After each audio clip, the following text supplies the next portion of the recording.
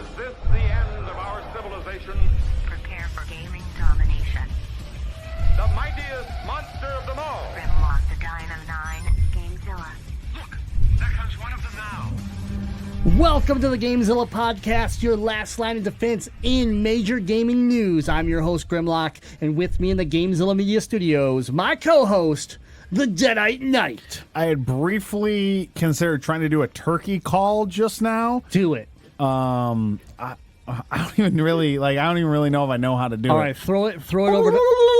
Okay, now we're gonna throw it over to the sound effect master. Hey, I don't know if I can top that. That's pretty good. That was better. That was better than better. Player one, Miggy. I didn't commit to it, but I should have. Commit went to it. Go. No, it's worse. That sounded like this.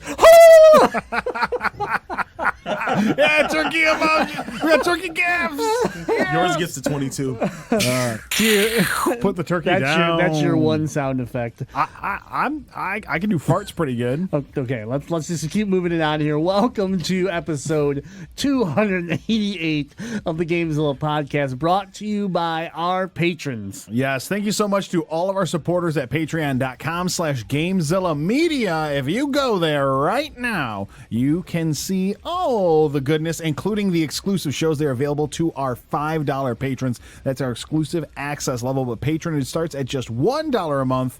So join the club, get in on it, and start supporting your favorite podcast network. And don't forget, GameZilla Media has a ton of great shows, and we all have exclusive content there. So go to patreon.com/GameZilla Media and enjoy those extra shows from all your favorite friends here at GameZilla Media. Yeah, thanks again to all of our patrons. It wouldn't be possible without you. So we're going to get into a kind of a special episode today, and that is the Video Game Awards of 2019. The nominees are here. We know who's going to battle, and we wanted to talk about who got selected. We wanted to give our predictions. We want to talk about our likes and dislikes throughout these categories, and maybe even throw in a few games that we think maybe got robbed during this event. So that's what we're going to focus on primarily as our news. We got a couple special things lined up for you at the end of the show, so make sure you're hanging out. But we're going to get into it right now. Let's get started here. The Video Game Awards. And Miggy, can you do that again, is what you did before we started recording? World premiere. There we go. I like it. It's perfect. Okay, so we're not going to do every category because there's some that people probably don't care about. So I'm going to get started here with one that we know. Player one, Miggy, can't wait to see the winner, and that is the best virtual reality AR game of the year. And your nominees are Asgard Wrath, Blood and Truth, Beat Saber, No Man's Sky, Trover Saves the Universe. Those are your 5 selections. First of all, shout out to No Man's Sky crawling its way back into an award ceremony to win Best VR Game, which I was excited when they announced No Man's Sky gaining VR support. But, I mean, I have to give this to Beat Saber. There's not been a VR game that has impressed me and made me want to actually put my VR headset on other than Beat Saber. Thoughts on that, Deadite? Because I think you're probably in the same boat. I was really nervous this year for the annual Nerd Barbecue that we host here at the studio. By we, I mean you. And I just show up and get rowdy. Well, you had your PSVR set up, and I lost my wife for the entire day. She was just in the studio playing Beat Saber all day. And you looked at me at a point like, you have to buy one of these, right? And I asked her, I was like, do you want a VR? Like, do you want me to start looking for a deal to buy you one? She's like, no, I'll just play it at Grimm's house. And I was like, yeah, I like that answer. I like that answer a lot. And she saw a TV commercial for it just yesterday.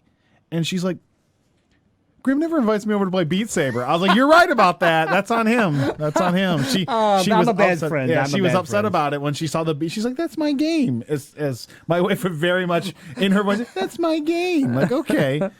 Talk to your friend. Go play Beat Saber at his house. Oh, boy. Beat Saber's super cool. You know, I think No Man's Sky would be a really fun VR experience, but, you know, I don't know. VR's not really my thing, but Beat Saber's super fun. Yeah, and just a fun note, the VR is still down here in the studio from Nerd Barbecue. I haven't. Oh, yeah, look at it over there. I haven't touched it since That was then. August. Yep, it sure was. VR being a very important thing to Player One. Miggy, do you have any input on this? Yeah, I'm thinking Beat Saber. Yeah, it's Get it. hands down. Yeah. Easy, right? Easy. Trover is a fun experience. I'm shocked, but Beat Saber. Yeah. So here's the deal, guys. I'm signed in. I made an account on the Video Game Awards while we were setting up. So as we go through these, as long as the group here is at least, you know, 2-1 or whatever, that's gonna be our votes. We're gonna put our votes We're gonna in. fan vote. Yeah, we're gonna fan vote. I it. like it. Yeah, you like that? Yeah. Okay, I'm skipping the next one because I don't care. What are you, strategy game? You're not hyped for Tropico 6? Tell me how many of these games you've actually even played this year. You know, I downloaded Tropical 5 for free on PS Plus and never booted it up. There so we go. Don't tell me. Oh, Wargroove? I did play a little bit of Wargroove. So Wargroove would get my vote if we were voting. Okay, well, we're skipping that one. We're going straight see to Sports and Racing Game of the Year. Okay? And Look at this field of games. you're telling me, yep, we got Good Lord. Crash Team Racing Nitro Fueled. We have Dirt Rally 2.0. Then we switch right over to eFootball Pro Evolution Soccer 2020. F1 2019, and of course FIFA 20. Okay, is this one of those categories where we should try and think of something that should have been voted there? Because I'm even still having a hard time. Was there a racing game that came out this year that deserves to be in here? When did Forza Horizon 4 come out? That was 2018, so I don't think that counts. And Need for Speed Hot came out after the cutoff. Yeah, but that game's hot trash, by Is the way. it? Yeah. It got good reviews. Trash. Why is it hot trash? I've been watching footage. It's not. Wait a minute. What place did you say got good reviews? Because I've been seeing like 5s. Oh, really? Yeah. At least one of the reviews I watched was like, yeah, Was it's that like Game Informer? Because they give everything a 10. no, I don't ever go to They're Game just looking. Informer. They're just looking for attention. Yeah, no, I don't ever go to Game Informer. I don't. It might have been Game Explain gave it a good Yeah, review. Like no. it's Need for Speed back to form. It's bad. It's bad, unfortunately. Yeah, I'm really heartbroken to tell you this, but anyways, I don't have anything to slide in here right off the top of my head. Obviously, FIFA is going to win it because they always win it. FIFA 20, your most popular game out there or sports game out there. Year after year, but if I had to pick one that I would like to see, Crash Team Racing Nitro Fueled. Let's give that the win. Yeah, I mean, I'm gonna support. I'm gonna support that. What about Miggy? You got an input on Oh, this? it's called Need for Speed Heat, not Need for Speed Hot. Need for Speed hot garbage. Crash Team Racing for me. Yeah, all right, we're putting the vote in. is It's not going to win. I just want to like. Am I allowed to move on, or is this something that you need to figure out these reviews? I need to see the like. I don't like Metacritic because I don't care what other people think. They're giving the critic score is a 24 positive and 31 mixed, Yeah, one you're negative, already 72. You're already confusing me. That was a lot of numbers. I don't know, What's Metacritic's good stupid. and what's bad? I don't know. The reviews on here don't seem like they're panning it. Yeah, it looked terrible. Game of the year. Yeah, you're right. Okay. Next topic is a big one that I think we all really care about, and that is score and music. Mm-hmm. All right. So for outstanding music, inclusive of score, original song, and or licensed soundtrack, we have Cadence of Hyrule, Yeah. Death Stranding. Wait. Can you say that last one again? Death Stranding. You do? Yeah, the poop's involved. Devil May Cry 5, Kingdom Hearts 3, and a game I've actually never heard of. What is this? Sayonara Wild Hearts. Are you familiar with this game? No, I've been trying to find stuff on it when I heard it nominated. Interesting. So out of all these games, I've played Devil May Cry 5, Kingdom Hearts 3. I've seen enough Death Stranding to know what it is. My vote, honestly, and this is legit vote, Cadence of Hyrule has the best music score out of these groups. It's just a whole game of bangers, man. It is music. It's like, Zelda music greatest hits made into a game. It's awesome. How do you not vote for that, Miggy? This is a tough one for me because Oh, here we go. Kingdom Hearts 3 Okay, all right. is like just straight Disney music. Devil May Cry 5 soundtrack was amazing, and Death Stranding. Hold on, Deadite. Death Stranding. but seriously, the music in the game does a great job. What game?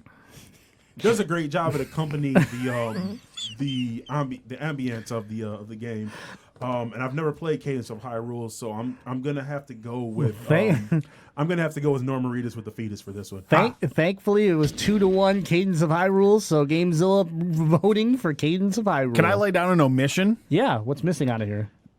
I mean, just because it has like every amazing song ever, Smash Ultimate has so many hot songs in its soundtrack, Ooh, yeah. but it's because it's like a compilation. I mean, so is Cadence of Hyrule in a way, but they're remixed. But I mean, there's a lot of really good music in that. I think it would be sort of a little bit of a reach to put it in just because it is so many great soundtracks put together. But Yeah, I don't know.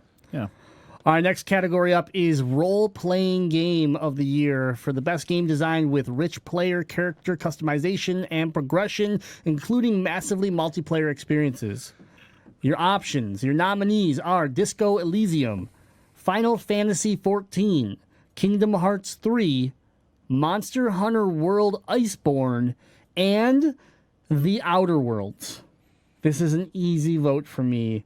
The Outer Worlds came out of nowhere, has beaten all expectations, is the game that people have been asking for years from Bethesda and other makers of this style of game. The Outer Worlds definitely deserves role-playing game of the year. I think so for being a fresh IP coming onto the scene and stirring up the amount of attention that it has by being just a really well put together game. Absolutely. Miggy? Outer Worlds gets my vote. It's a sweep. The Outer Worlds getting GameZilla's vote. It's a sweep. Also, when I look at it this way, Kingdom Hearts 3, unfortunately, early in the year release just hasn't held up as far as like momentum. Monster Hunter World is getting because it's an expansion and it's Iceborne or whatever. Like same with Final Fantasy 14. These games have been out, so it's kind of a cheat to me, and I know nothing about Disco Elysium. So Outer Worlds, easy victory for me. All right, I'm going to go to Best Ongoing Game. Best Ongoing Game, awarded to a game for outstanding development of ongoing content that evolves the player experience over time. This one is a loaded category, guys. You got Apex Legends started off, followed by Destiny 2. Go ahead, give me that sound effect. Final Fantasy. I love you, Destiny. Final Fantasy 14, Fortnite, and Tom Clancy's Rainbow Six Siege.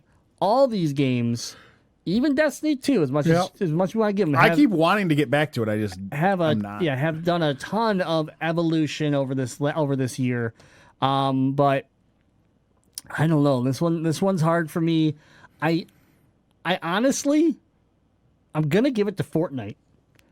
And the reason why, as much as like I fell out of Fortnite season 4 and I didn't play for 6 or 7 seasons, and then they turned it all with a black hole where they literally ate the entire world up and relaunched it in an entirely new streamlined game that brought me back in and actually made the game fun again, and made it where it's competitive again and I can actually play. Like, I don't have to worry about the 10,000 items that are just causing chaos all around me. It makes sense again. I really like the evolution of Fortnite. As much as when it first happened, I kind of actually said it's hollow. There's not enough to it. The more I've played, the more I have enjoyed. So that's my vote. Fortnite. What about you guys? I know if you look across the board, there's 2 games I'm never going to play. Rainbow Six, Final Fantasy. The other 3 games I've at least played a little bit of.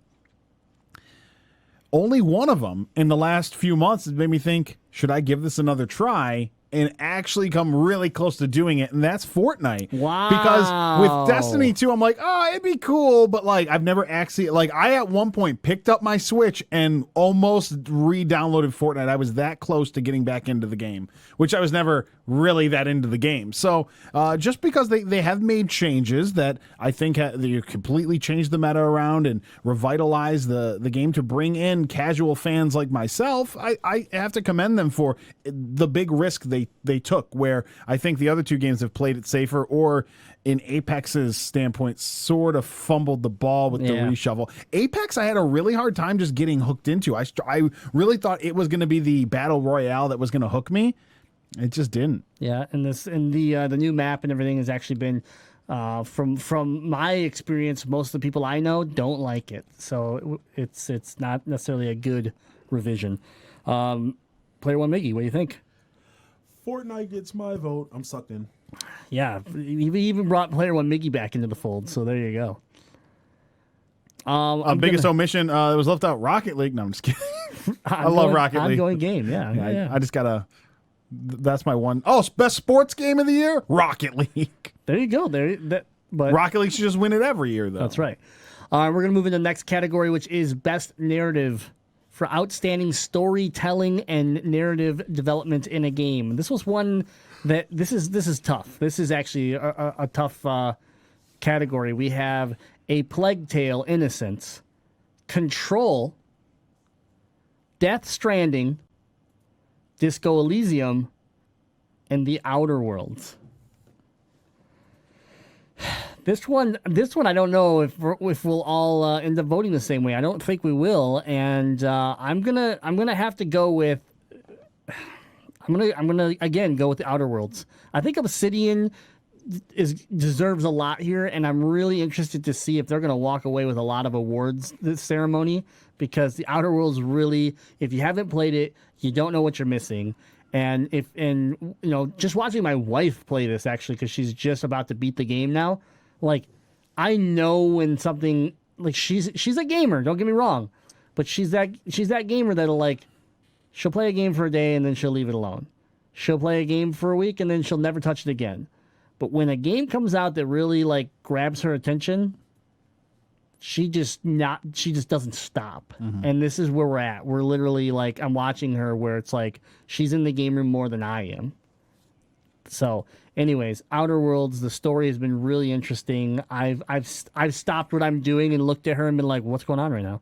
Why is this? Why is that? And the other fact of how you can manipulate the story and change things. You can, in theory, kill no one or kill everyone in the game and keep going on with the story, and it crafts it out differently. It is a very interesting story.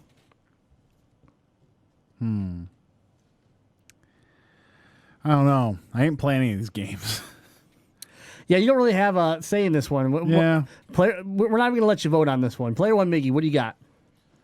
Well, this one's tough for you because you have touched Control, Death Stranding, and you know of The Outer Worlds. And Plague Tale. And Plague Tale. Oh, goodness. Yeah. Well, let's go ahead and get this out of the way. Death Stranding. You're voting Death Stranding. All right. Well, no, actually, my vote. I'm gonna go to my vote is Control. I thought Control is what was going to get definitely. your vote. I really did. Remedy 505 Games, Control, very unique game. Lives within the Alan Wake universe, correct? Yes. And is another one of those games that if you are unaware of what Control is, this is a game that, this holiday with all the sales going on coming up here, try to find it.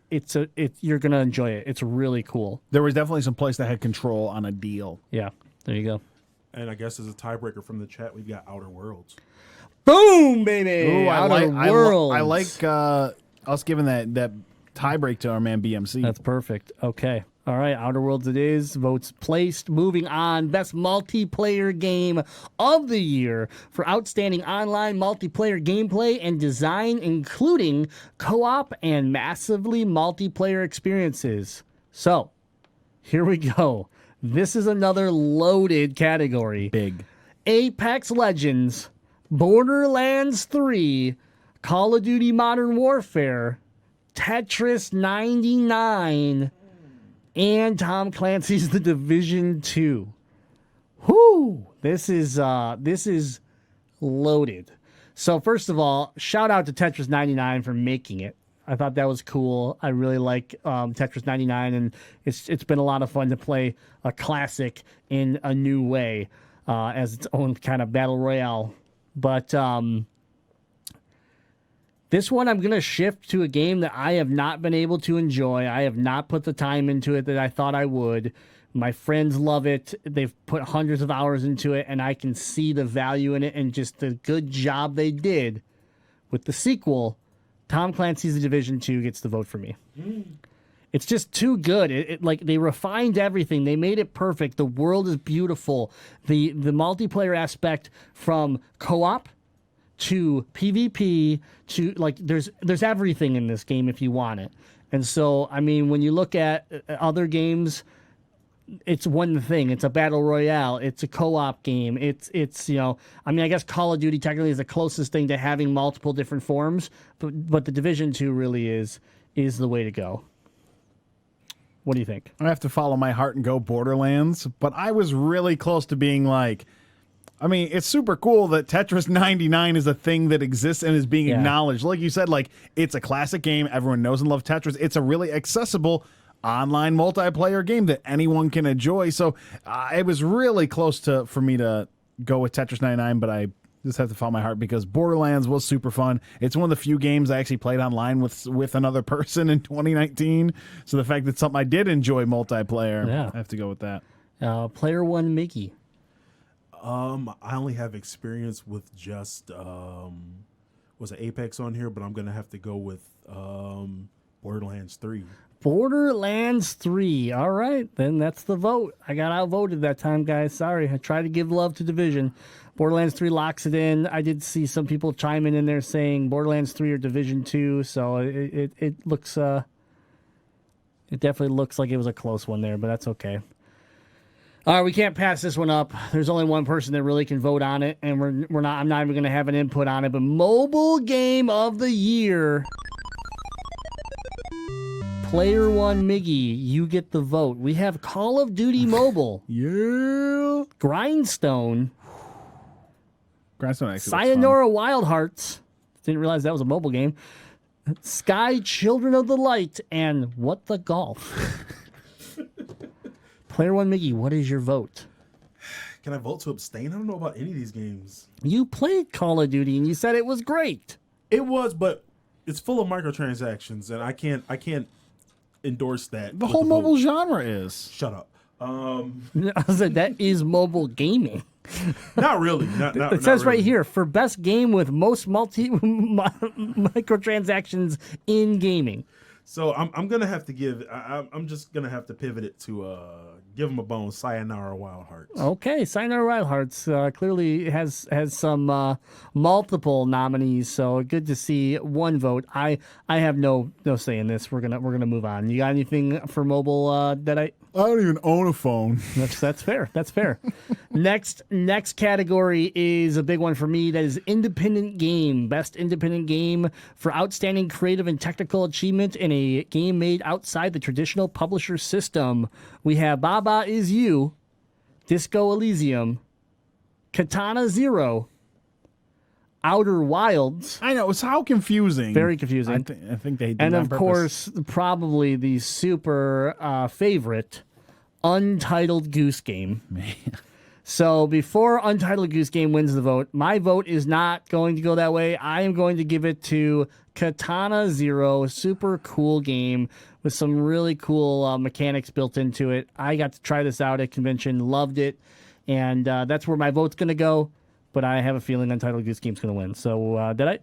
Just because it is so unique and so fun, and you get to be an asshole the whole time. I have to go with Untitled Goose Game. Yeah, you have to. It speaks to my heart, honking at people and stealing their stuff. It's fine, Mickey. Go ahead. Untitled Goose Game. Yeah, I knew it was going that way. I mean, there's a reason why this stupid goose is literally being 3D printed everywhere, and like it's literally evolved beyond it, just the game itself. It's a phenomenon at this point. It really is. I mean, when they're talking about it on the news, for God's sakes, you've done a good job.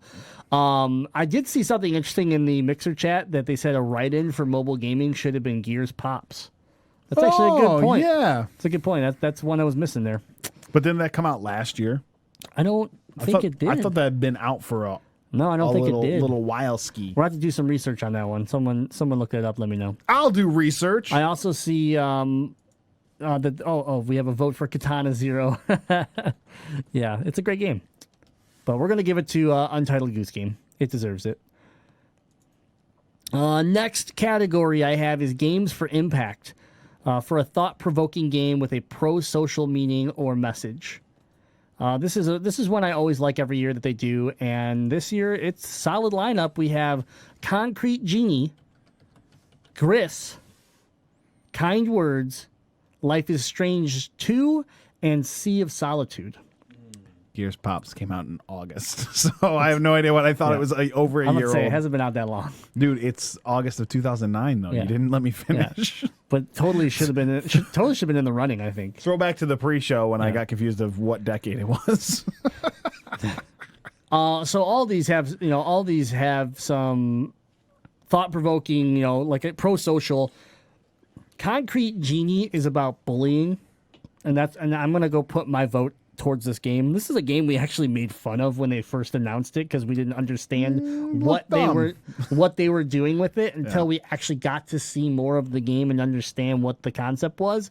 Concrete Genie, a pretty cool game. It's going to get my vote this time around. What about you, Deadite? Concrete Genie looks artsy but not fun. So yeah, but this is the game. This is the game of Impact area. You get to make a ton of really creepy monsters that team up and help you fight bullies. I don't know.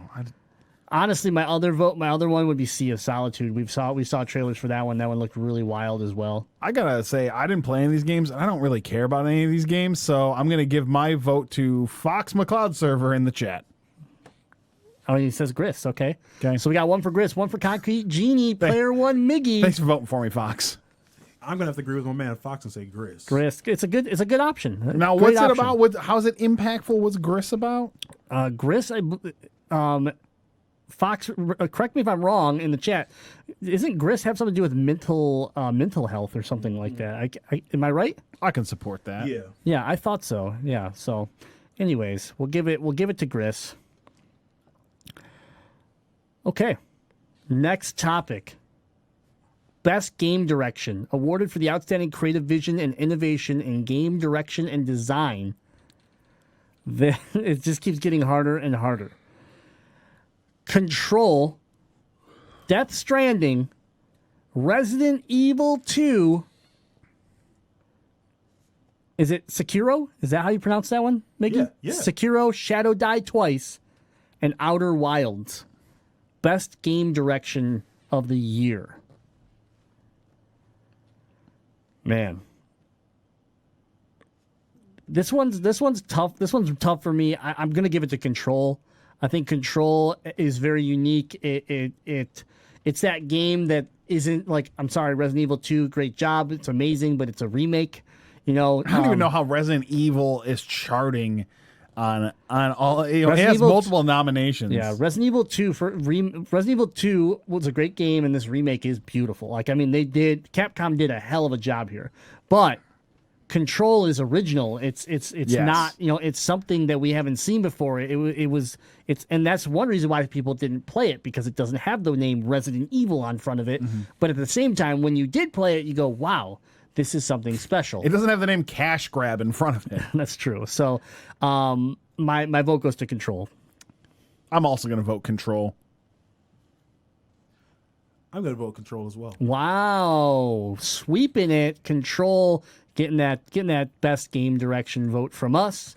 Remember, guys, you can go to thevideogameawards.com/nominees and you can vote for your favorites and help influence the event here that comes up on December 12th.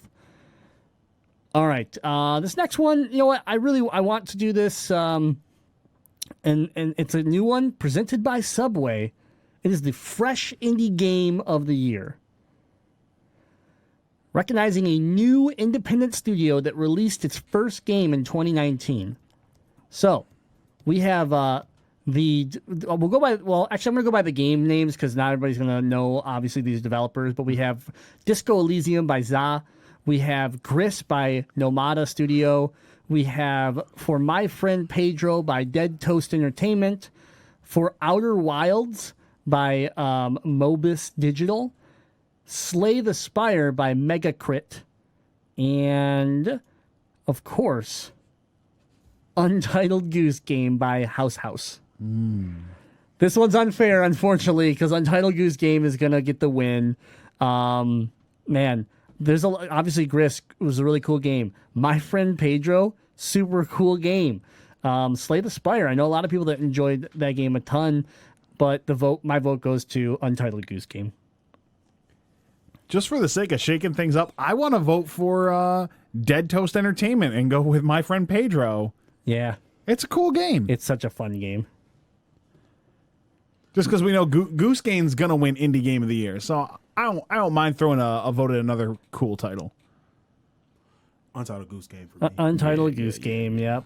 It's good. It's good. All right. Fighting Game of the Year. For the best game design, primarily around head-to-head combat, we have some big hitters here. Big hitters. They weren't reaching for any of these. No, they were not. These are all Tier 1 fighting games. Here we go. Dead or Alive 6. Didn't even know it was still a series. Jump Force. No thanks. Mortal Kombat 11. We can stop right there. Samurai Showdown. Samurai Showdown looked cool. And, of course, Super Smash Bros. Ultimate. I do love Smash. Yeah. So, to me, there's only two competitors here. It's MK11 versus Smash. And unfortunately, MK11, I don't think you're going to win this one. Smash has come out and released one of the most epic Smash games ever. And yeah, I think my vote has to go to Super Smash Bros. Ultimate. I'm voting Mortal Kombat. I love Mortal Kombat. When's the last time you played Mortal Kombat 11? 3 months ago. When's the last time you played Smash? Probably about 3 months ago. Okay, all right. Well, that's fair. Player one Miggy with the tiebreaker.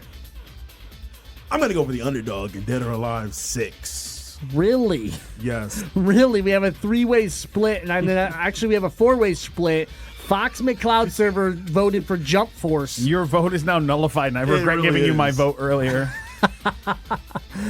All right, we'll have to wait to see if the chat unties this, but I'm going to move on, and if they do, we'll slide back to vote on it, but it's a 4-way tie for Super Smash Bros. Ultimate, Mortal Kombat 11, Dead or Alive 6, and unfortunately Jump Force, because Fox McCloud server wants to troll us.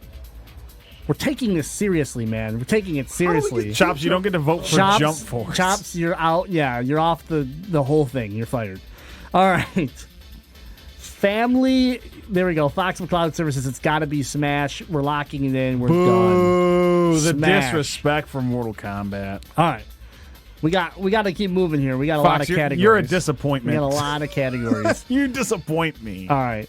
Best family game of the year. Stupid category. Just call it Nintendo games. For the best game appropriate for family play, here we go. Luigi's Mansion 3, Ring Fit Adventure, Super Mario Maker 2, Super Smash Bros. Ultimate, and Yoshi's Crafted World.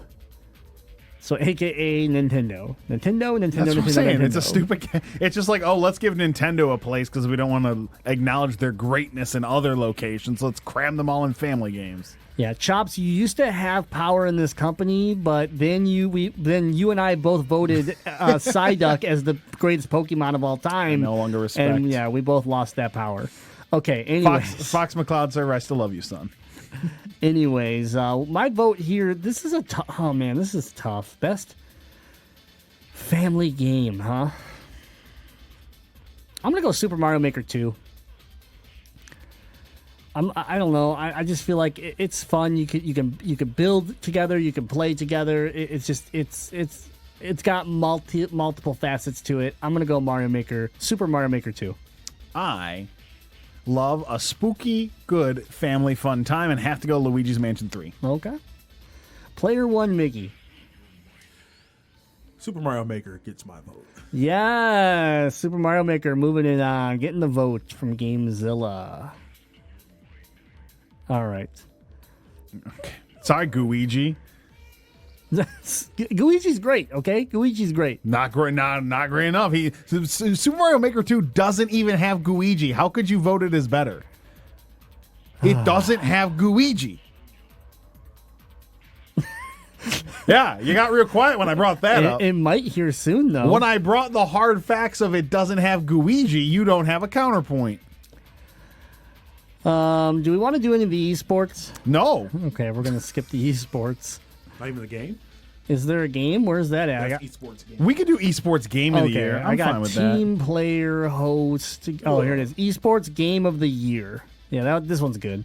Esports game of the year for the game that has delivered the best overall esports experience to players, inclusive of tournaments, community support, and content updates. Okay? Counter-Strike Global Offense, Dota 2, Fortnite, League of Legends, and Overwatch. Now, you have to think about this in the esports aspect, and when I think of that, there's no one that does it better than League of Legends. No one creates the hype. No one builds the change of meta. No one just continuously creates this whirlwind of I want to spend money and I want to go to these events and I want to see it. It just doesn't happen. League of Legends is still king. They get my vote. The issue with Dota is I don't care about it. The issue with CSGO is the game isn't fun.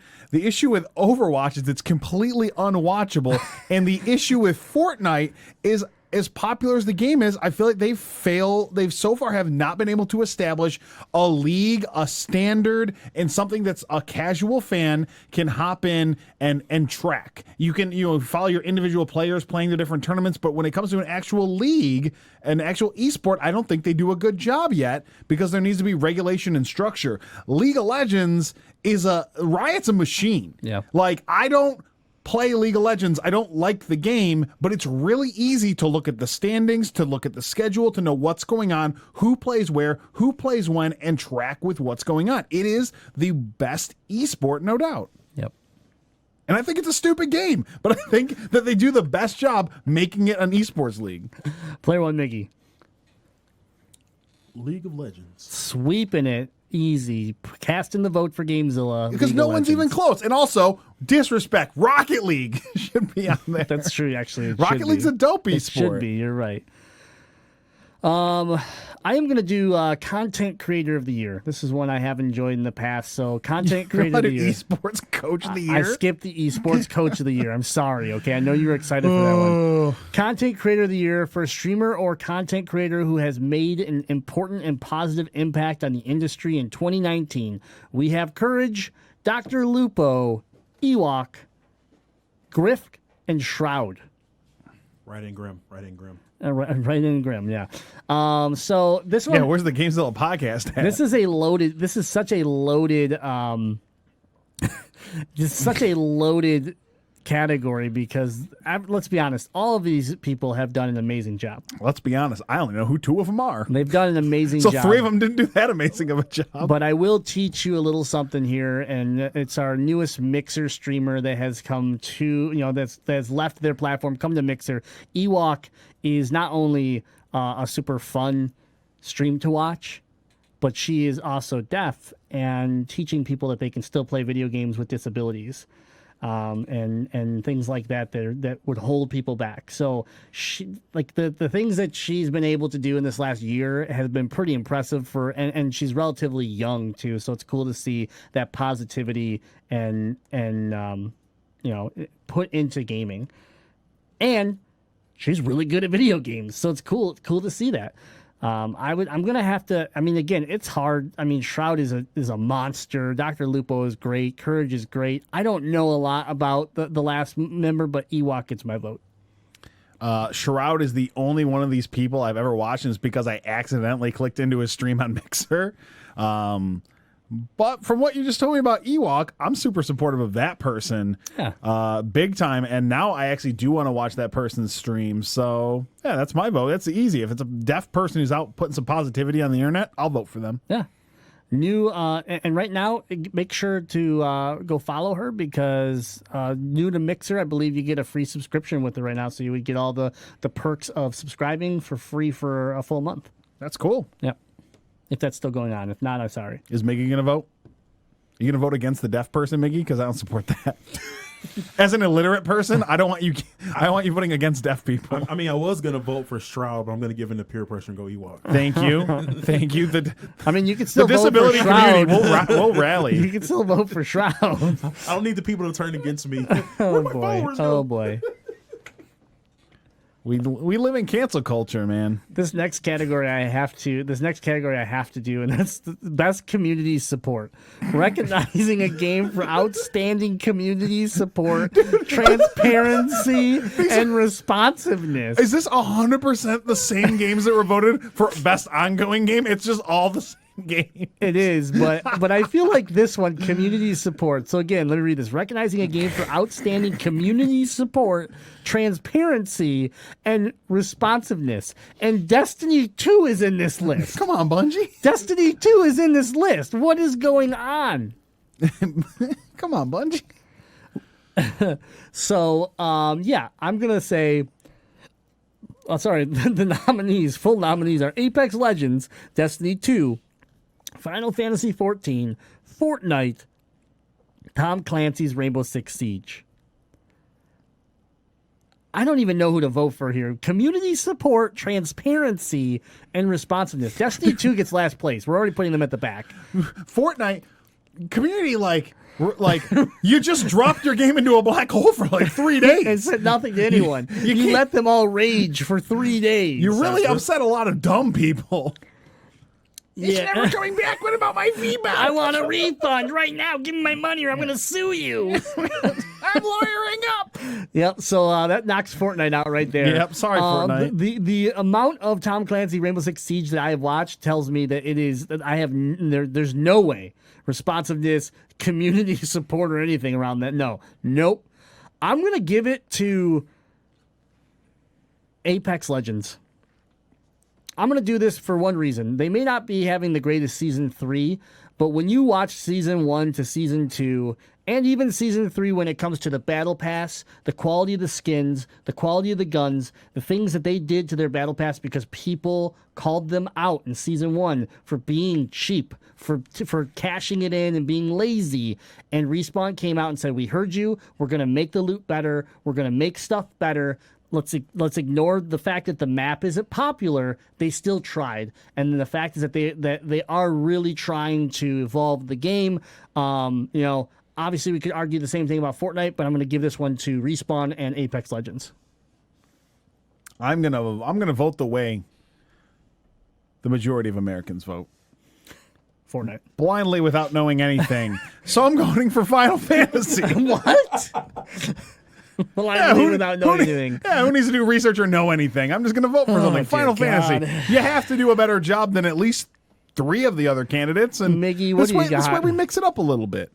Passport to Canada, but I'm gonna go with Apex for the same reason. Apex, all right. For the blind voting, I like that. I like that you're blind voting with me. Blind yeah, voting. you don't need to know anything. You don't need to know anything to vote. Okay, next category: best audio design. Recognizing the best in-game audio and sound design.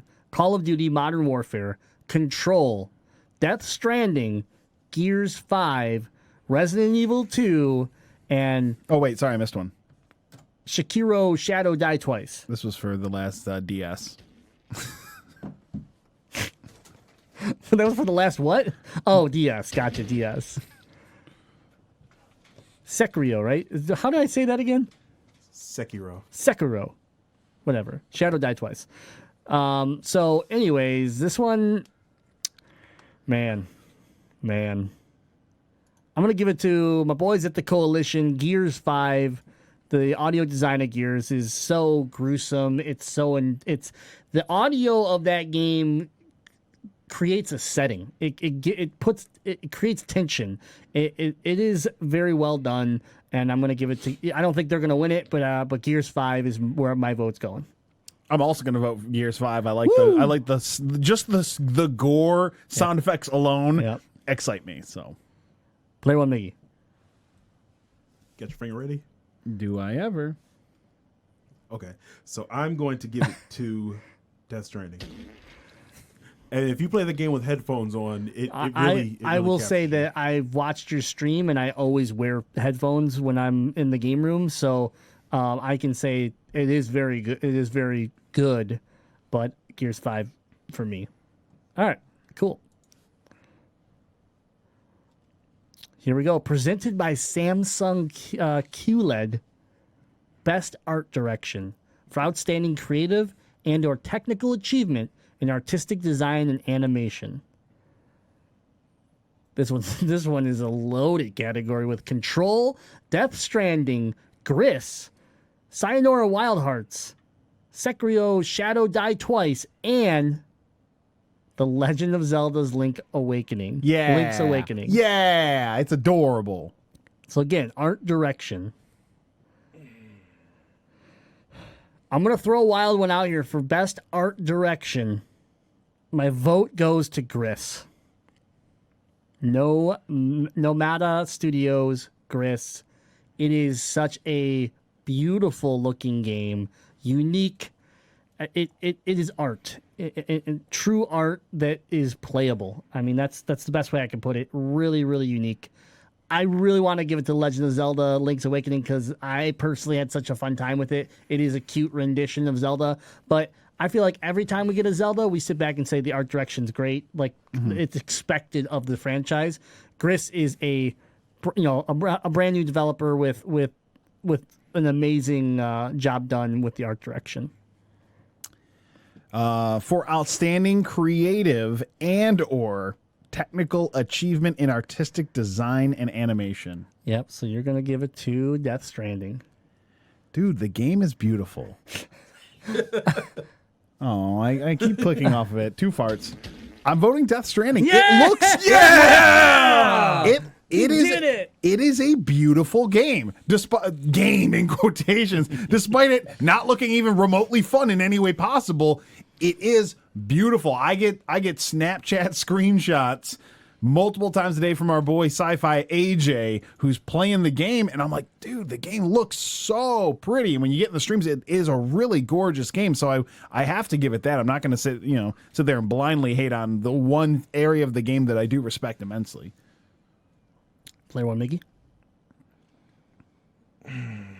Oh, It really is a hard one for me. it is. But I think, man, Controller's got some good art.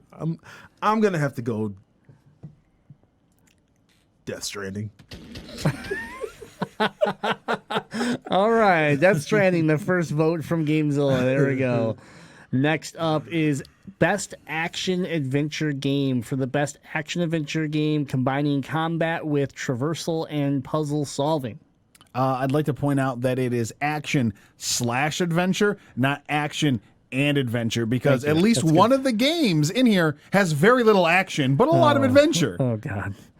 Borderlands 3, Control, Death Stranding, A lot of adventure, not a lot of action. Resident Evil 2, The Legend of Zelda, Link's Awakening, and once again, I would say it again for me, Mickey. I'm changing it every time I feel like. Sekiro, Shadows Die Twice. All right, action adventure, huh? Combining combat, puzzle solving. Man. I'm giving it to The Legend of Zelda's Link's Awakening for me. I have to give it a vote. This game was something I had no idea what it was getting into. Never played the Game Boy Edition. I love this game. Didn't stop until I beat it. It gets my vote. I have a point that I just came to, that I realize if I follow my heart, it will come across slightly hypocritical. is it fair for me to dump on Resident Evil 2, a remake of a game that was prettied up, and then vote for Link's Awakening, which is a remake of a game that was prettied up? I don't think it's really fair. I'm going to give my vote to Control, actually, on this one. Okay. Yeah. I love Link's Awakening, but I don't know. I'm not going to... I feel like that'd be compromising on the reason I don't think Resident Evil belongs in here. Player one, Miggy. Got that finger ready? Because I think I'm going to have to go ahead and go with Control. Control vote is in, and best action adventure game from GameZilla. All right. Now we move into the best action game. This is what a stupid. Why is different? It's different. Oh, it's not. For the best that was action game, slash. The slash means it doesn't have to have both. This one is for the best game in the action genre, focused primarily on combat. So you'll see Death Stranding is not in this list. All right. See? So best action game is Apex Legends, Astral Chain, Call of Duty Modern Warfare, Devil May Cry 5, Gears 5, and Metro Exodus. I'll start off. I'm voting Astral Chain. It was a cool game to watch, even though I didn't play it. Nani? Miggy, we're going to swing this around here. Yeah, I want to hop in right away, get my Astral Chain vote in. All right.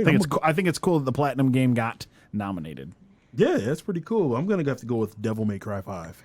Devil May Cry 5. Well, best action game of the year is no brainer. It's Gears 5. We got a 3-way tie. So if someone in the chat wants to break this tie, Gears 5 was so good. And there it is, Fox McCloud server with Astral Chain. So we're gonna give it that vote. That would have been my second vote, easy. But I can't go away from. I'm a Gears guy. I can't go away from Gears. So Astral Chain locking it in for GameZilla's best action game. All right, we've made it all the way. We've done all the categories that matter. And that leads us to the end, which is Game of the Year. Game of 2019, recognizing a game that delivers the absolute best experience across all creative and technical fields. Do I have to read that again to you, Miggy? Recognizing a game that delivers the absolute best experience across all creative and technical fields. I think y'all struggling with that last word. Okay. Fields? Yeah. Well, in Death Stranding, all you do is walk through fields with a bunch of crap on your back. All right. So here are the nominees for Game of the Year. Control, Death Stranding, Resident Evil 2. Come on. Say it again for me, Miggy. Sekiro, Shadow Die Twice, Super Smash Bros. Ultimate, and The Outer Worlds. Those are your nominees for Game of the Year. Control, Death Stranding, Resident Evil 2, Sekiro, Shadow Die Twice, Super Smash Bros. Ultimate, and The Outer Worlds. I want to start this off very interesting.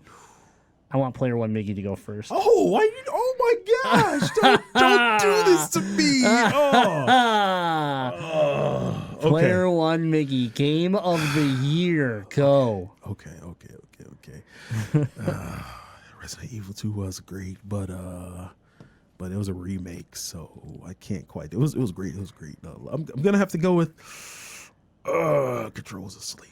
Why you do this to me, Grim? Why you do this to me? I want to see the mind work. I want to see this process go with player one Miggy here. I knew it wasn't going to be easy, so. Smash Brothers is awful. Outer Worlds came out of nowhere. I'm just going to have to probably. Gonna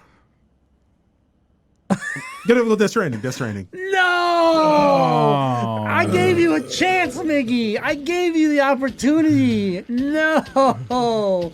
Death Stranding. I was leaning heavily towards Control because it came out of podcast. The entire the entire company is just tanked now. Mark my words. When it walks away on December 12th with the Game of the Year award, It won't mean anything because Kojima and Jeff Knightley are just buddies. It won't mean anything because I'm waiting to the end of this section of our show to point out awards are stupid and they never go to the right people. I have the Ron Swanson approach to awards because I'm a metal fan and I realized that the Grammys are a bunch of garbage years ago when I was a child, and I was like, wait a second.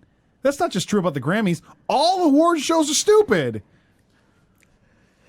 So, okay. You want me to go next? You want to close it out? Yeah, go ahead. You know, the only one of these games I've actually put any time into is Smash Brothers, but it's not even the best fighting game of the year, so I'm not going to vote it as the best game of the year. That's fair. You know, I've watched some footage from the other ones, and the one that I am continuously the most impressed with and thinking, man, I really wish I had time to play it, is actually the Outer Worlds.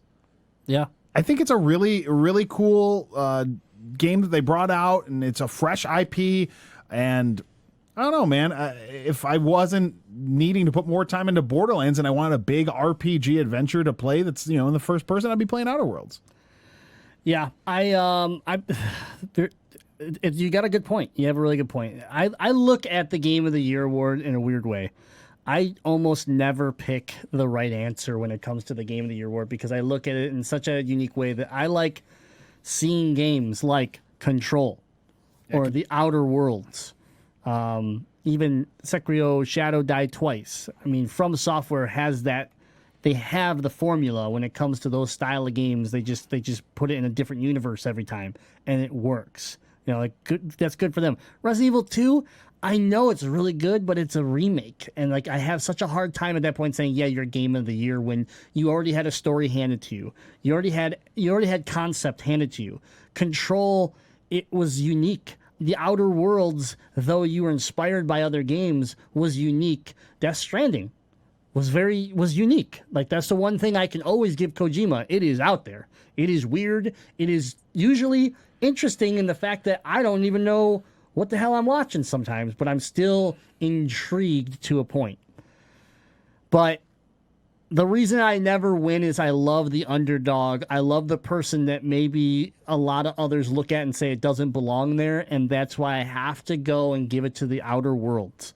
Obsidian came in with a track record that was, yeah, they worked on, you know, Fallout, New Vegas. Yeah, they did Pillars of Eternity. They've had some decent games, but they've never come out and just dropped something that was just so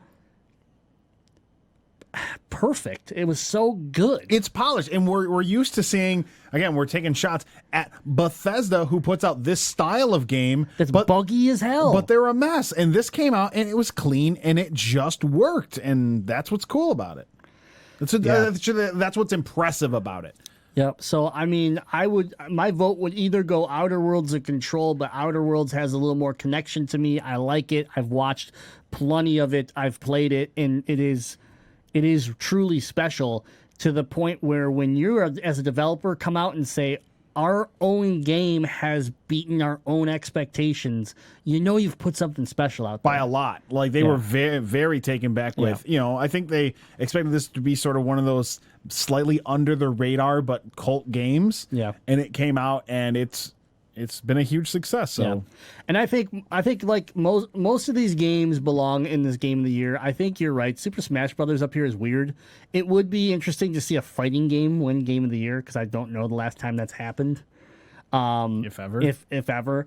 I feel like, you know, Dark Souls and Bloodborne, like From Software's always up here. They're always up here, and it's the same formula that's tried and true, and it just works, and that's why they always end up here. But they don't necessarily walk away with the awards all the time. See, that's part of my problem is, okay, the Shadows Die Twice. Yeah, it's a From Software game, so it's certainly really polished, but it still fits the From Software formula. Resident Evil 2 is a remake. I love Smash Ultimate, but at the end of the day, it's just a game that's continuing to build on a 20-year-old franchise that's it's polishing and cleaning and adding a little bit. But Control, Death Stranding, and Outer Worlds are fresh IPs that brought new things to the table, and that's the kind of stuff I like to see. Yeah. is a game that freshens things up. Even a couple years ago when I was pushing hard for Breath of the Wild, that was like a whole revamp of the series. Yeah, and bottom line with Death Stranding is I'll give it credit that it's pretty and that's why we voted it in for for one of the awards. What the hell was it? Best visual design or visual something design, like that. Yeah. So Art direction. So I mean it is cool, and it is, but the bottom line is it is the Patriots of Game of the Year. It is the Yankees of Game of the Year. We knew before this game even was in people's hands, it was going to be on Game of the Year ballot because it's Kojima. Like, I feel like it has an unfair advantage to a point. The game is not perfect. The game has its issues. The reviews came out and people are like, it's beautiful, but I think I hate it. Like, some of the reviews were so weird and confusing. It's a polarizing game. It was a polarizing game. So when I sit here and I read recognizing a game that delivers the absolute best experience across all creative and technical fields, and I watch Miggy have a hard time drive a motorbike up a mountain because of the control scheme, I can't give it Game of the Year. I just can't. I can't do it. It's too easy. It just feels like it's this path of like, we were here to support Kojima when he left Konami. We were behind him all the way, and that's why everybody jumped on board with this project. And now that it's here and it's out, we're going to make sure that it wins Game of the Year to prove everybody that, Kojima's the greatest and Konami's the worst. And to a point, I respect that, but I just can't give it Game of the Year. I can't. Just can't. And if I'm wrong, I'm wrong. But The Outer Worlds is a better game. It's certainly more appealing to me. Control's a better game. There's multiple games on this Game of the Year list that is better than Death Stranding. And if there'd be another game here that would be so hard for me not to vote for, that if it didn't release on the cutoff week, the cutoff day practically of nominees selection, and that is Star Wars, and this is crazy because it's an EA game. Star Wars Jedi Fallen Order deserved to be on Game of the Year for this, and because it missed the cut, it won't be on Game of the Year next year because it literally came out too soon. It'll be forgotten because you're going to have Last of Us Part 2, you're going to have Cyberpunk 2077, you're going to have all these games that unfortunately are going to bury that game. It's never going to have a chance to actually earn what it's deserved. I think because as much as we love Star Wars and as good as the game is, I think that licensed title is going to hurt it in comparison. In critiques minds in comparison, though.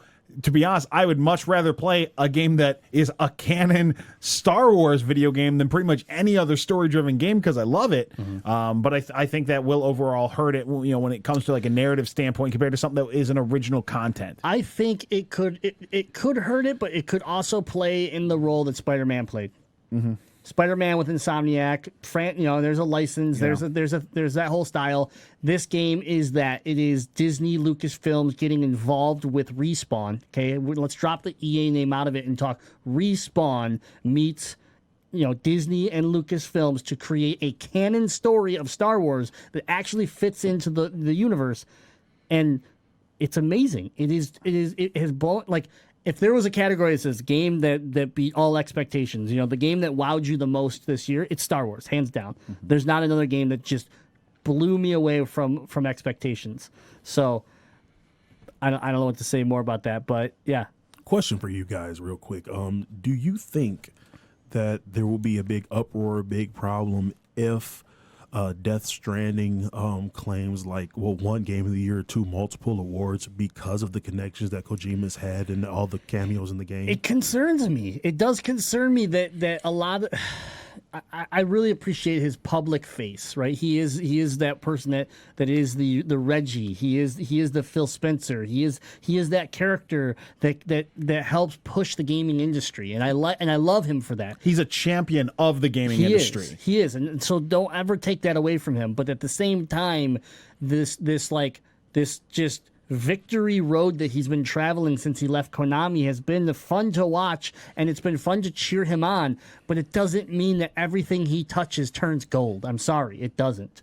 and he can make mistakes. And bottom line, Death Stranding is weird. It's so weird that people want to play it and then they're interested in it.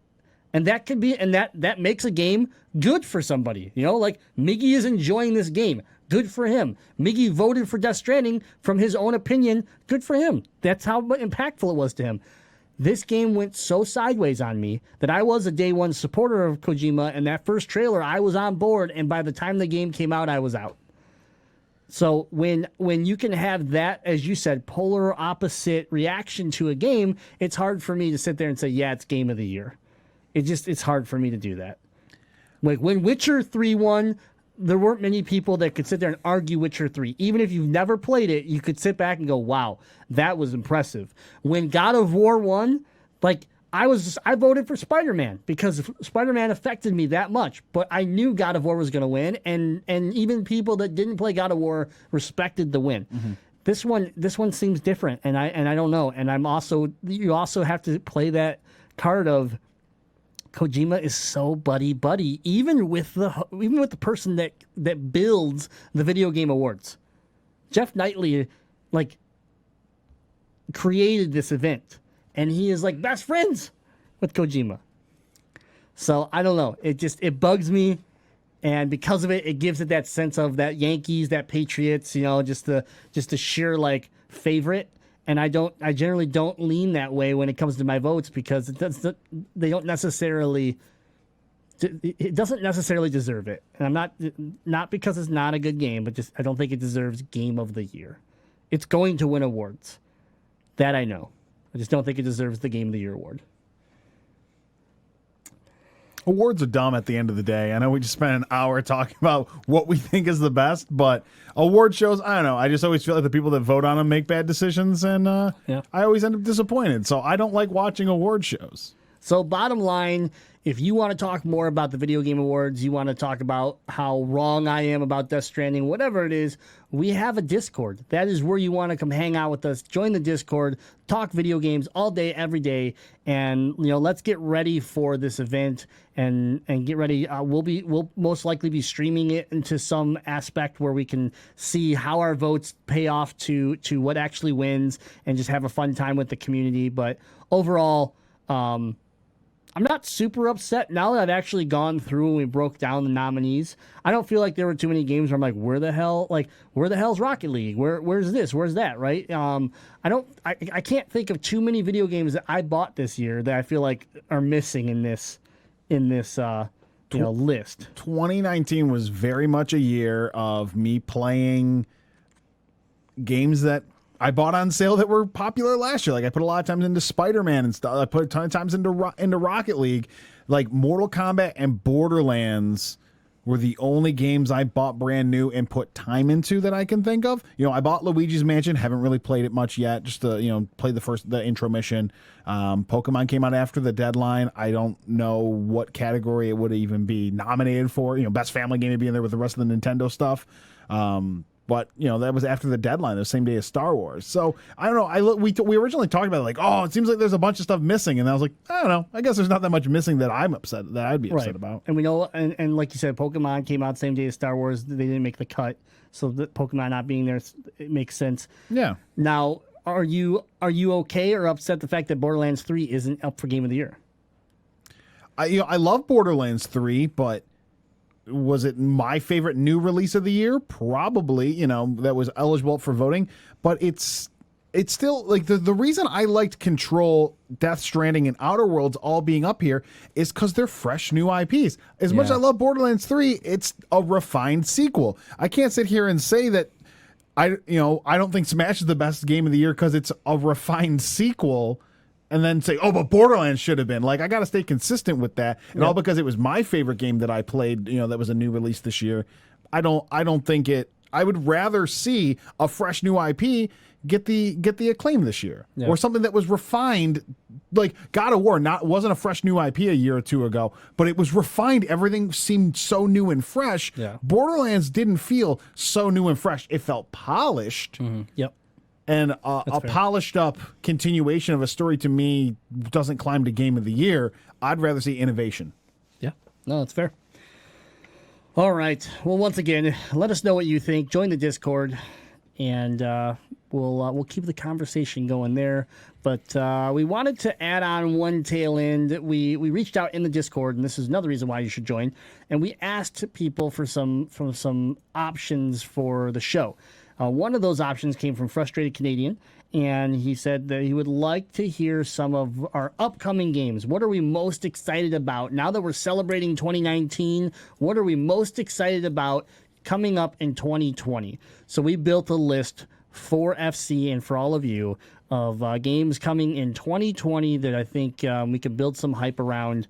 We'll get started here with my honestly, it's probably my game of 2020.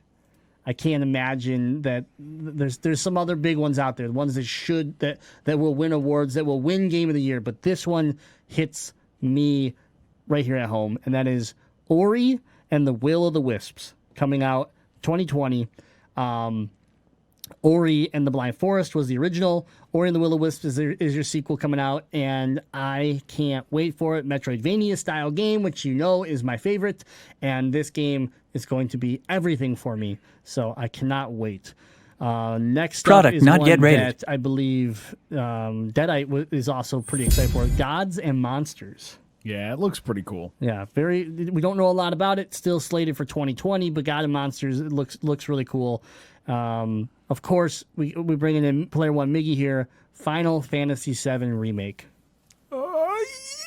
Yeah. So I've seen this in person. It looks fantastic. Tifa.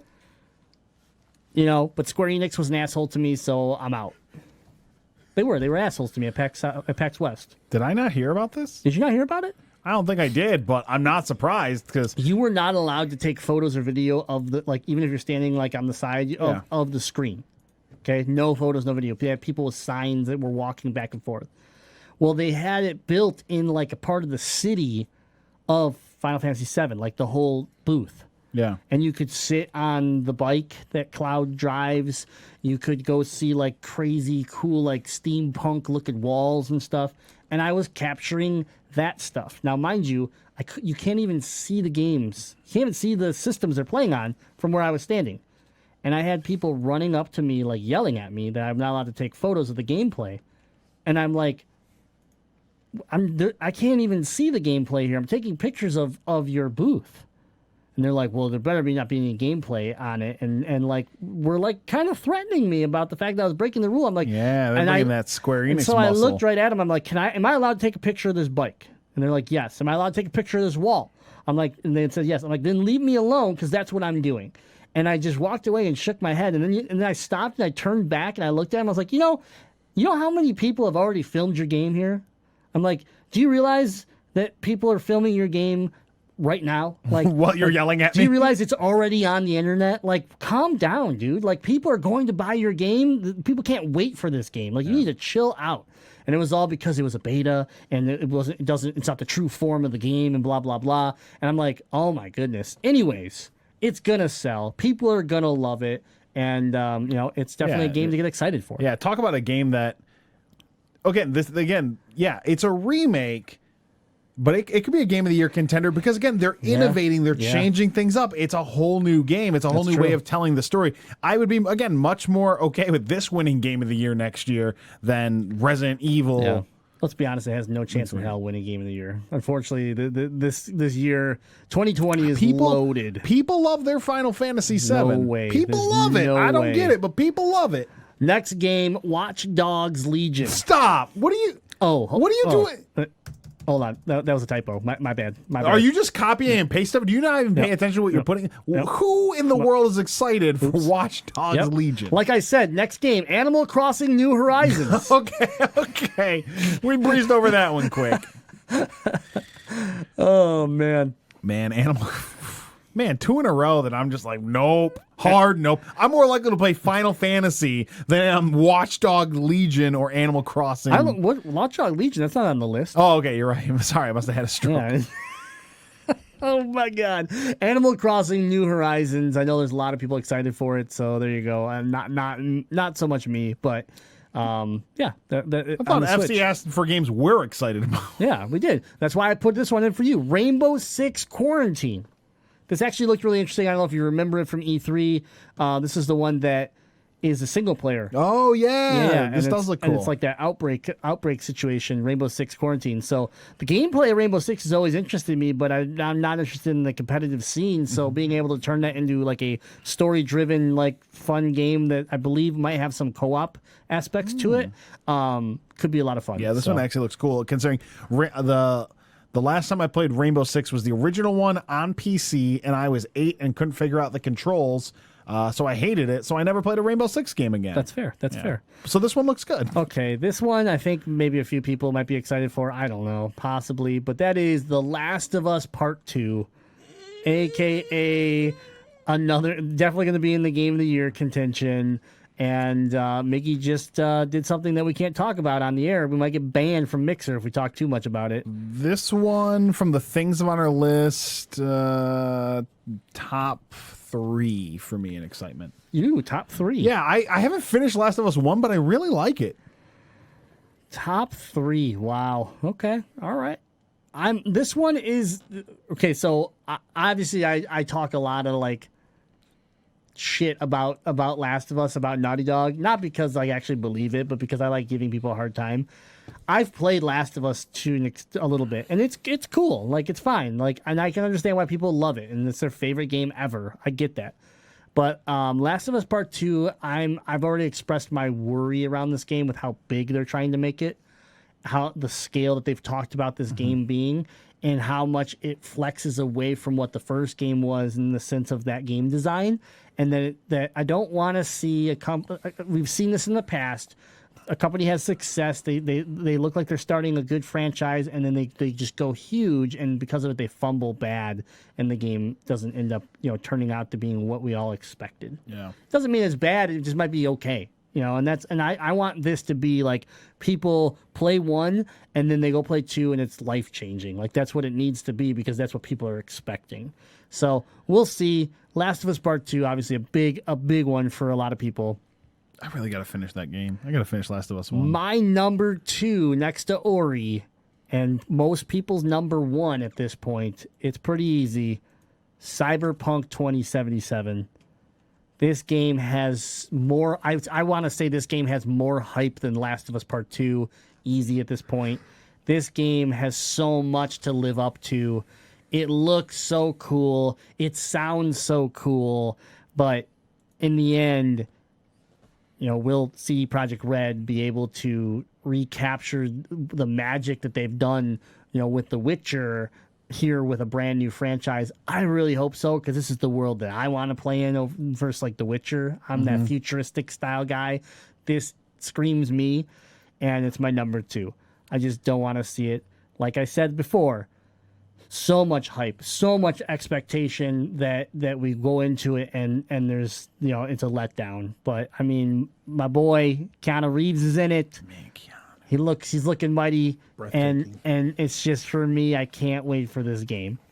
I'm pretty excited. I'm really worried this is going to fall into one of those games that I'm like, yeah, I really want to play this, and then I never do. Man, I'm really hope this afraid. Is the next Spider-Man for you.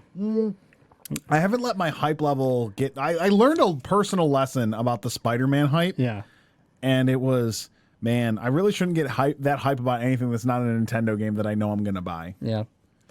But you did end up enjoying Spider-Man eventually. Yeah, absolutely. Yeah. And see, we've had this conversation, and we might have been talking about last week. I'm doing it with Star Wars. Like, I'm really excited. I really want to play it. I love hearing all the stuff you're saying about it. But with it coming out the same day as Pokemon, with me having other games I need to play, I'm going to wait till Star Wars is on sale and I have time for it.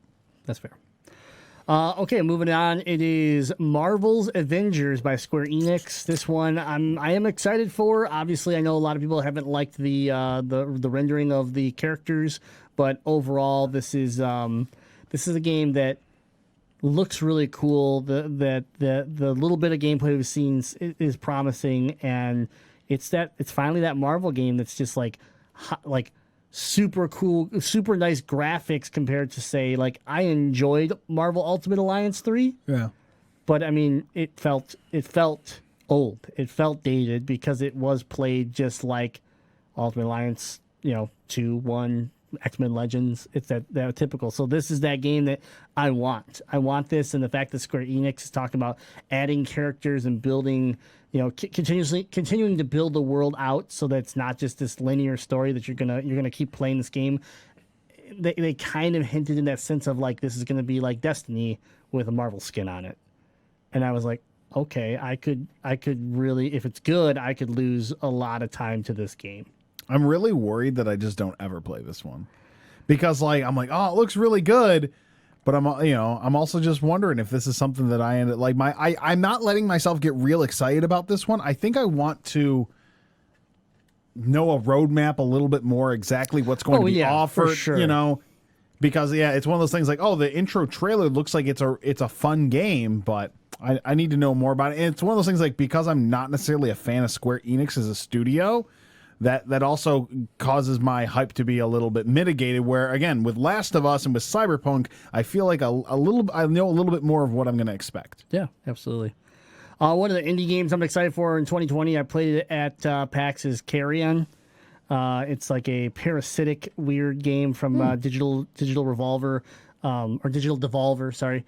And it is a very interesting looking game where you are this weird red organism that you just kind of like sludging around and shooting around, and you're growing and trying to take over more and more and expand. It was a lot of fun.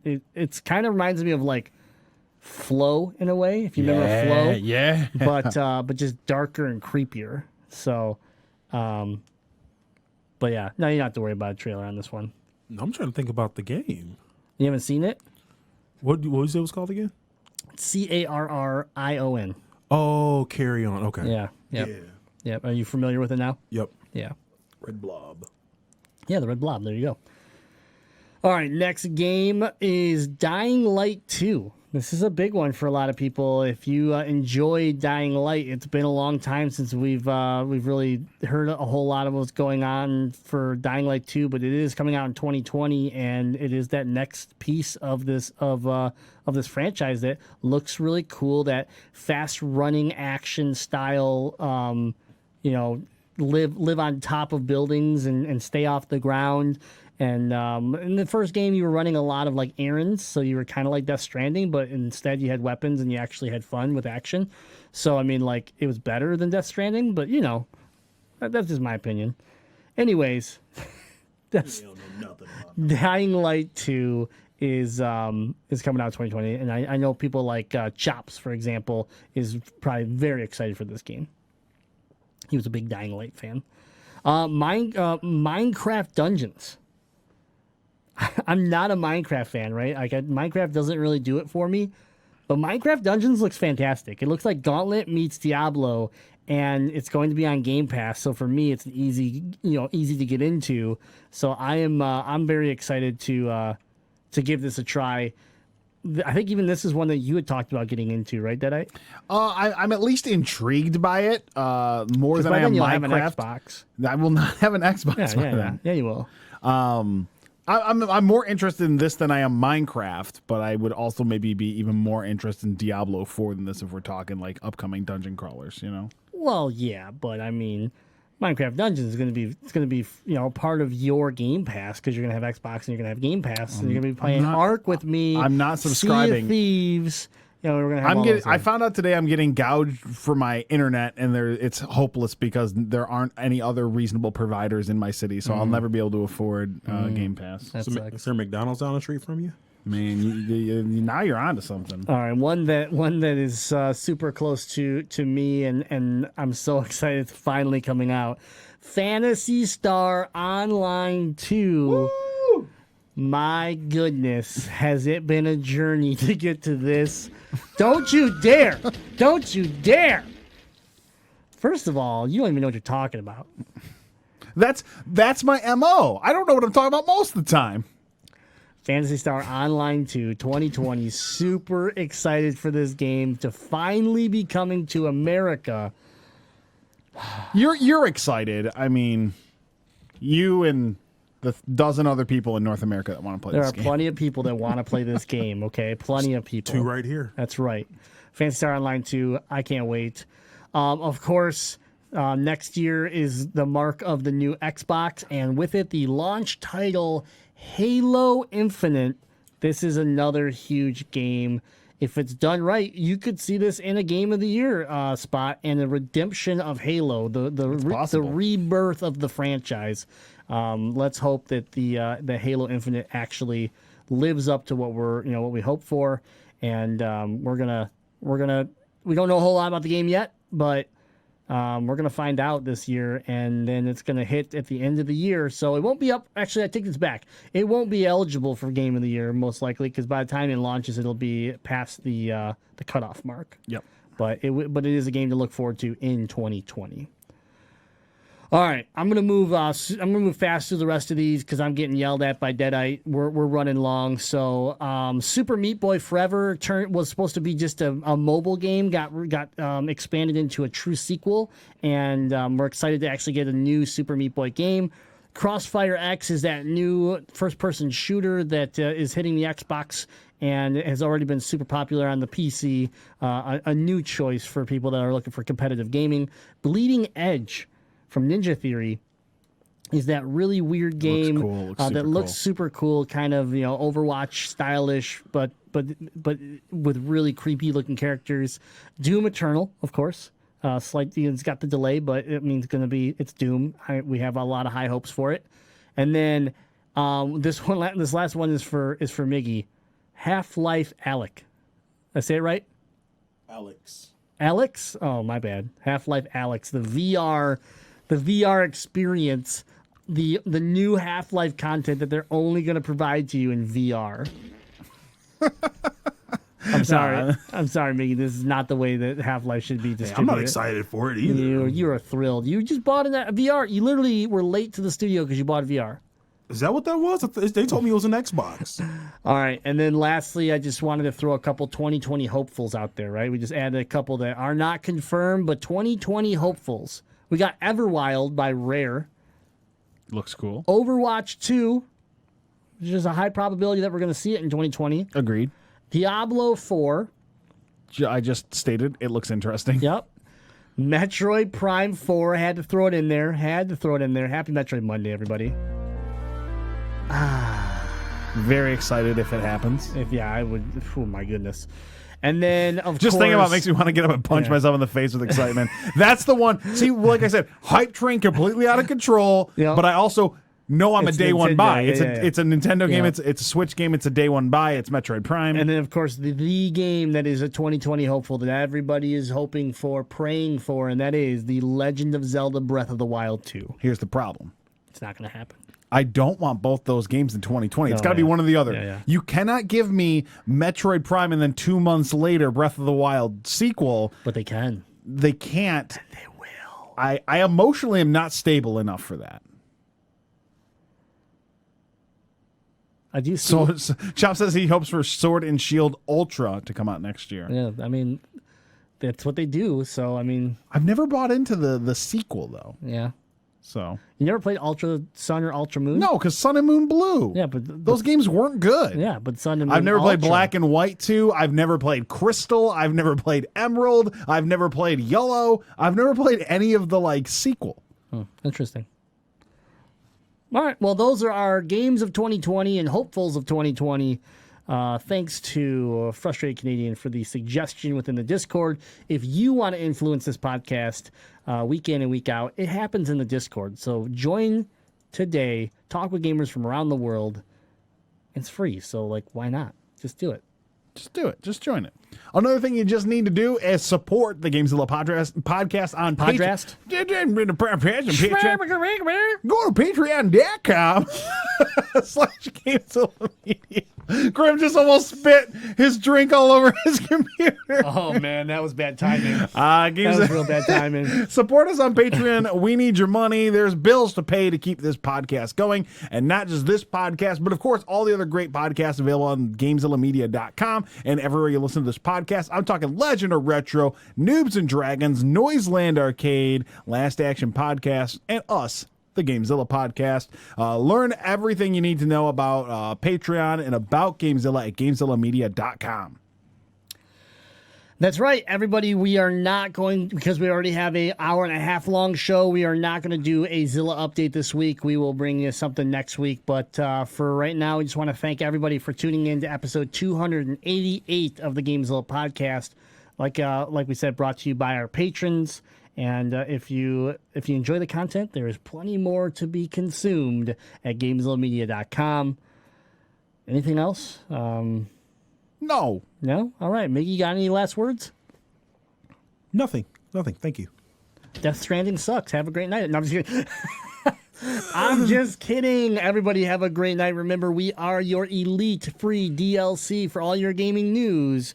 And until next time, game on.